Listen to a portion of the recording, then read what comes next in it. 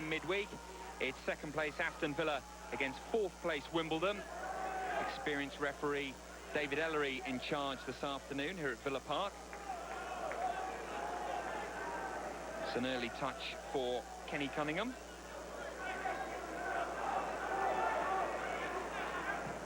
And again, Villa Park far from full this afternoon. Wimbledon again going with the three strikers. Jason Ewell, who you see there, is one of them, alongside Carl Liebern and Marcus Gale. It looks like a possible clash of colours there, with the referee's shirt dark like Wimbledon's. And David Ellery. John Gregory certainly enjoying the joke.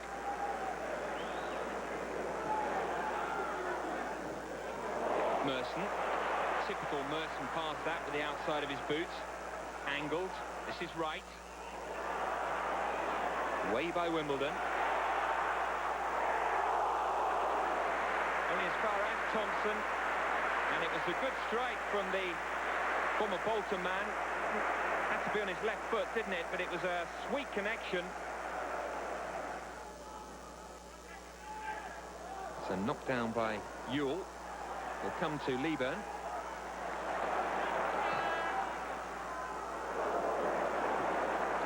Snapshot from Michael Hughes. Perhaps as close as Wimbledon have come so far. Cunningham's cross, and Hughes just shinning it behind, really, no more.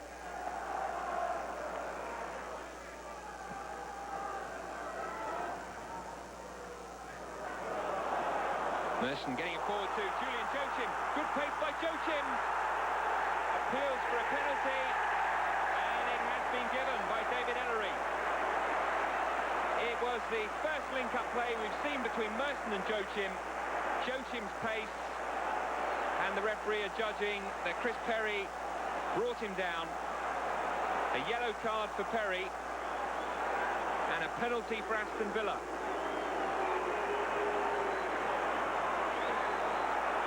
Lee Hendry took the penalty in midweek, but it's going to be Alan Thompson on this occasion. Oh dear. Perhaps Lee Hendry should have taken it after all. I wonder what the thinking was for changing the penalty taker when Hendry had been successful in midweek. It's away by Earl, and Hendry couldn't quite bring it under control. Taylor will then claim that he was fouled, and that's been upheld by the referee.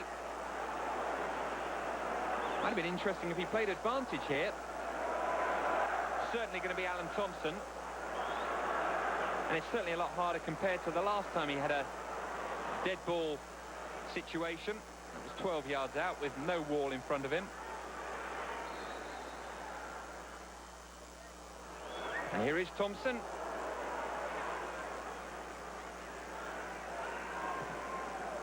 Right. Right again. Little flick by Hendry. Right, might run for Merson. And another appeal for a penalty. And they have it.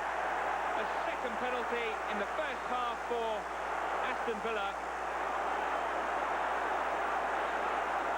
Merson's shot was weak, but Ekiog claims he was fouled by Carl Liebern. Now who's going to take the penalty?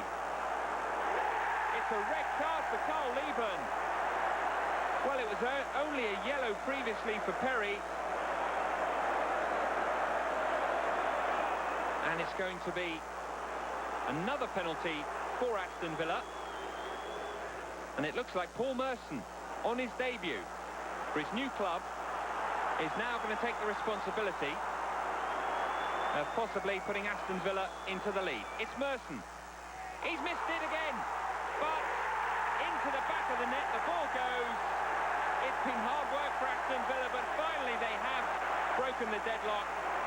And Paul Merson, on his Aston Villa debut, gives them the lead on the stroke of half-time.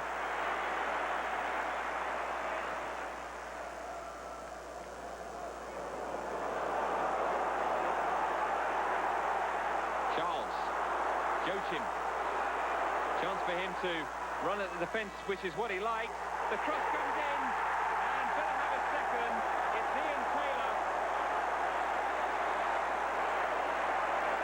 Joachim's cross found Taylor. Not the cleanest of contacts, but up and over Neil Sullivan. Tamuri Ketspire partnered Alan Shearer up front, and after only 8 minutes, Saints keeper Paul Jones failed to hold a long shot from the Georgian international. Shearer was there to do what he does best. His 9-game goal drought was over. Ketspire was involved in the second goal too. His pass found Stephen Glass. Jason Dodd handled Glass's shot right under referee Riley's nose, and things were going from bad to worse for the Saints.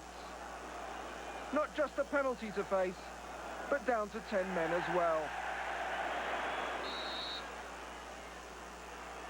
Straight down the middle, the drought was over. Now the goals were starting to flow for the England skipper. With 90 minutes showing, Saints defender Scott Marshall headed Rob Lee's free kick into his own net, but there was still time for Ketspire to score the best goal of the game. Is that sexy football or what? Newcastle United 4, Southampton 0.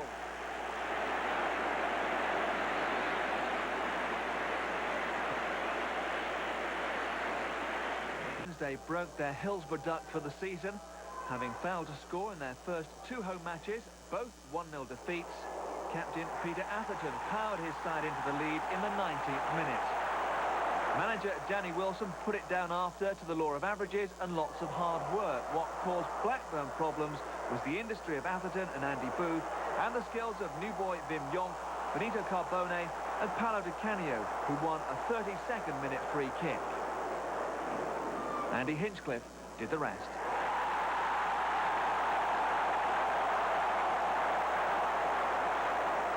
By comparison, Blackburn's high-priced forward line, missing Kevin Gallagher, still isn't firing. £7 million striker Kevin Davis still isn't off the mark. He failed to beat Kevin Pressman. And Atherton, Hinchcliffe and Di Canio all had 1 goal each before the game. They now all have 2, as the Italian wrapped up the match with a third 3 minutes from the end. Sheffield Wednesday 3, Blackburn Rovers 0.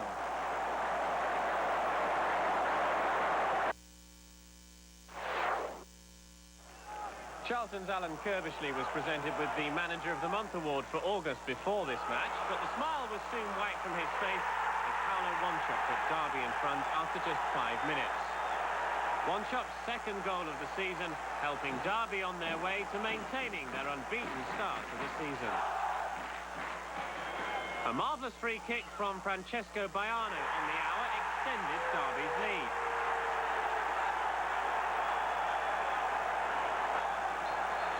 And Charlton had to wait until the 89th minute before they found the net.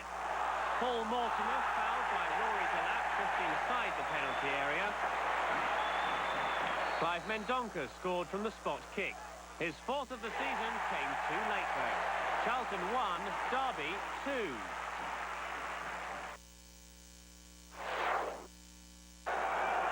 Forest keeper Dave Besant's time as a Chelsea player, back in the reign of Ian Porterfield, wasn't entirely happy. The nightmares must have come flooding back as the Blues opened the scoring early on. 25 the number on his back, 25 the number of seconds played when Gianfranco Zola curled the ball past Besant.